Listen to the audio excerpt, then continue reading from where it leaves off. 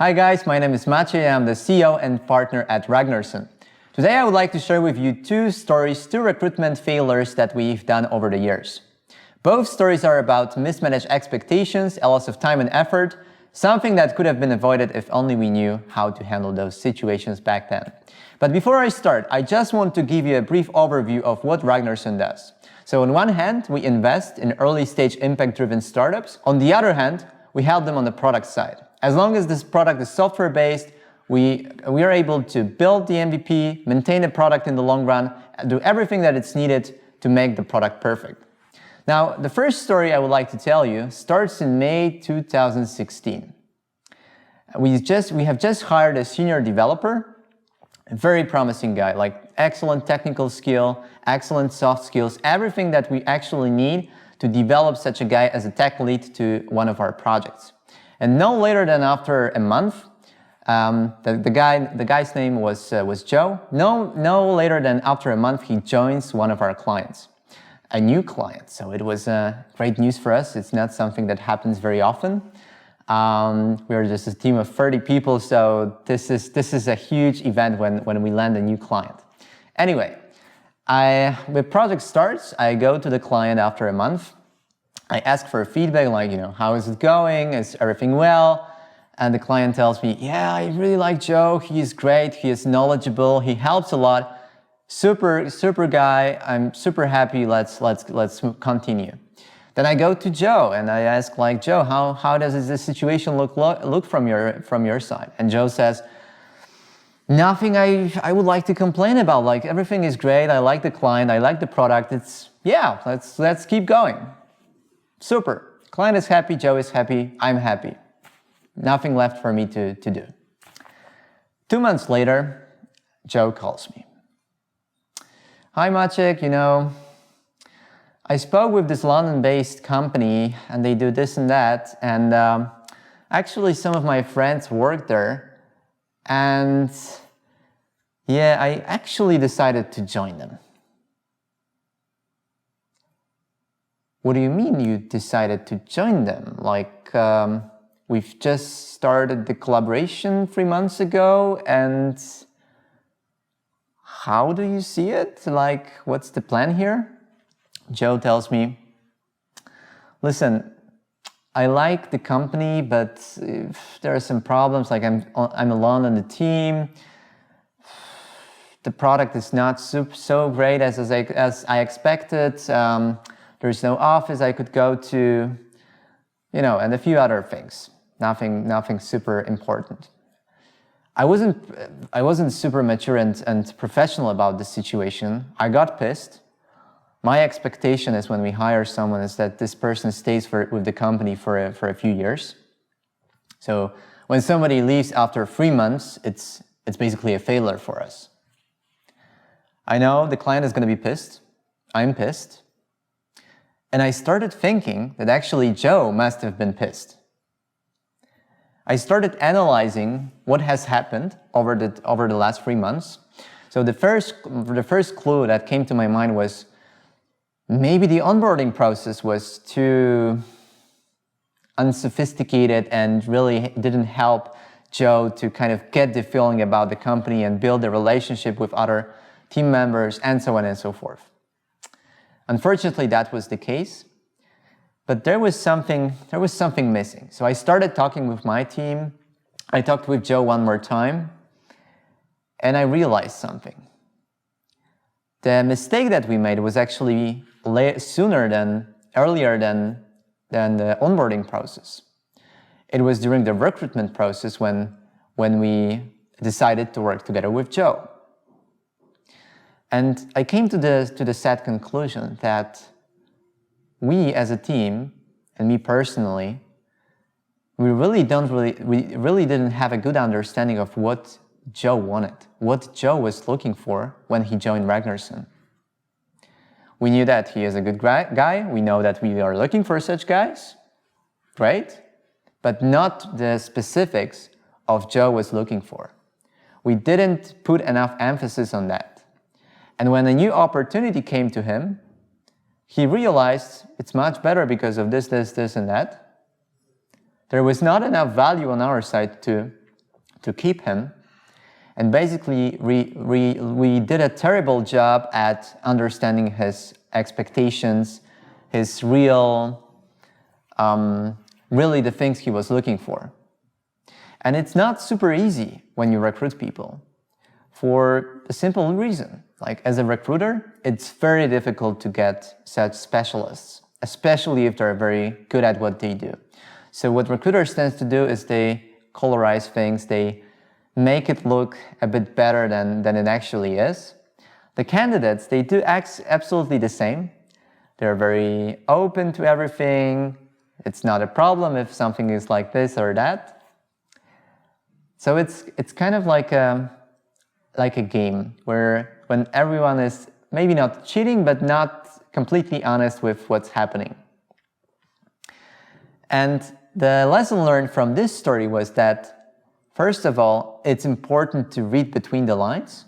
Second of all, is to really put the emphasis if the candidate is looking for what the company offers. If this is really on the superficial level, you're a developer, we have development projects, it's a fit, it's not going to work in the long run. It's not, because there's much more detail that are important to people than just the fact that there's job available, at least in our industry at this time. Which brings me to the second story I would like to tell you.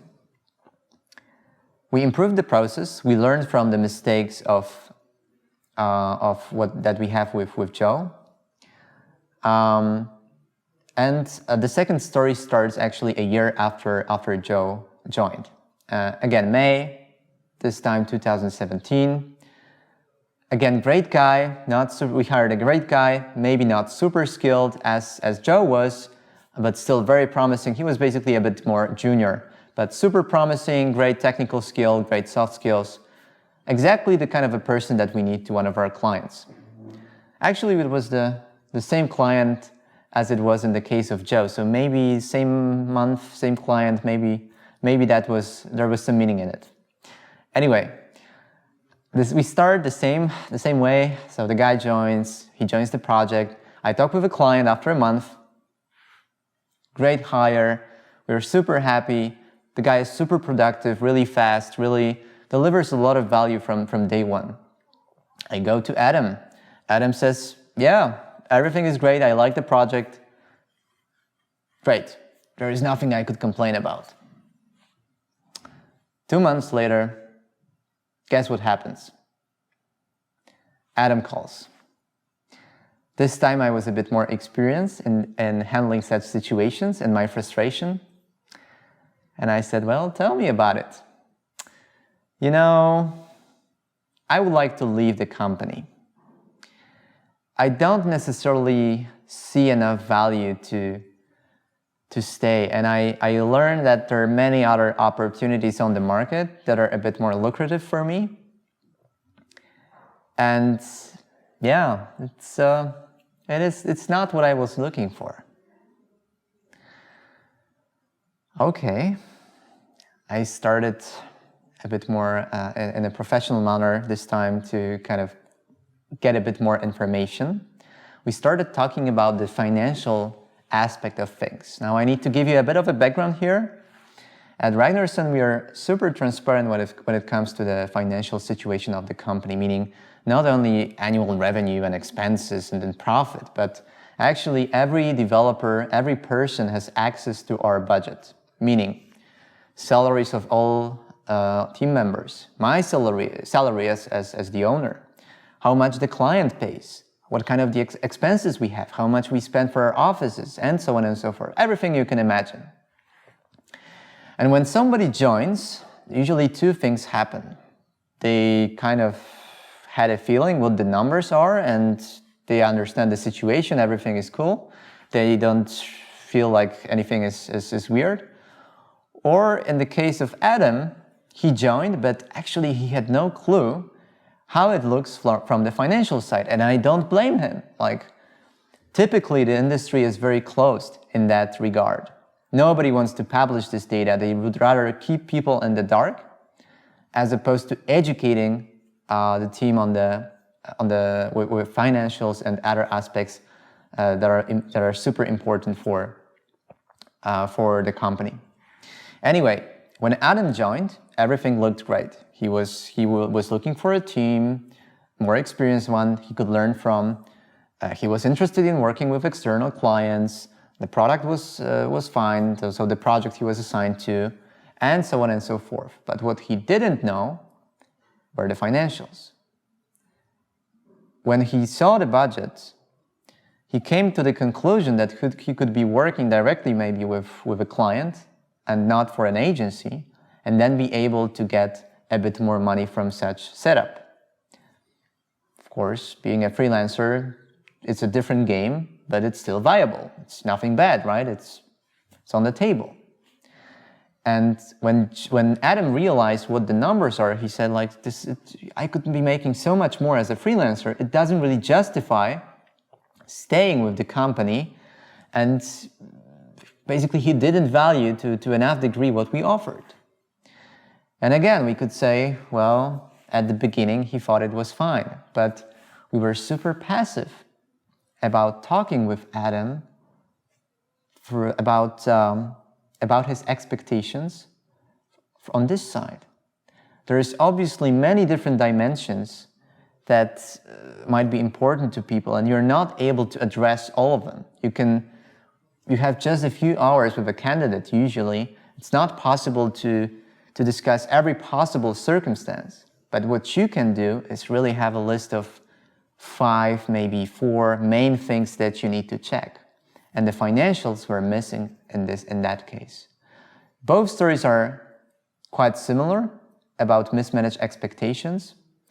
We learned on the Joe's case that it's important to really understand what the person is looking for. And on Adam's case is that there is a lot of asymmetry of knowledge. So Adam knows something, but we know so much more. We know how the company looks like on the inside, how the daily operations look like, what it means to work for a company, how it feels to come on Monday and start the development for one of the projects. And every candidate has just a vague idea about it. They get to know about, they kind of get the feeling, but it's never 100%, they're never 100% sure how it actually looks like. So the Adams situation, we learned that the asymmetry of knowledge is so huge that it's our duty, basically, to educate those candidates and challenge them during the recruitment process to really go deep and understand if this is what you're looking for. Why would you like to join a company like us? Like if you have 5 different options, 5 different types of companies available right away. Why is it so important? If you don't do it, if you are just salesy and try to hire whoever wants to join you, then you're going to get a lot of disappointments. Maybe not after 3 months, maybe not after 6 months, maybe even no after 4 years. But it's going to anyway influence the kind of culture that you have inside. So if there was one insight I would like you to get out of those stories is, instead of being a sales guy, on the recruitment side, instead of trying to convert anyone who comes, try to be an advisor.